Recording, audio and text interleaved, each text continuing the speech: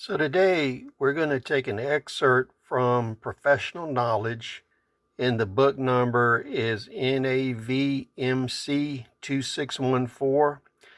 This was a compendium of knowledge that was gained in the early part of the Vietnamese War. The year of the information from this was 1965 to 1966. And what we're going to do is look at an Expedient vehicle repair pit. Now, during the early years of the Vietnamese War, what they used to do vehicle repairs, oil changes, and service work is they would dig a pit.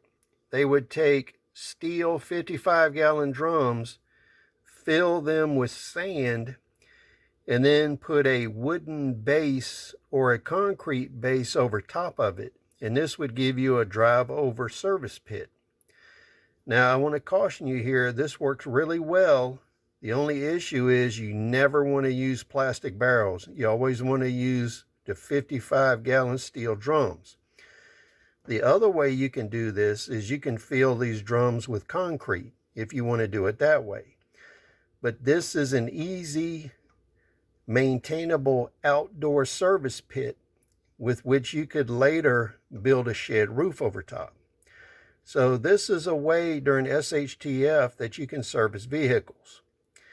Even if you're moving cross country, you can usually find enough salvage barrels that you can make something like this with a wooden deck. So please share your thoughts. We'll see you on the next video.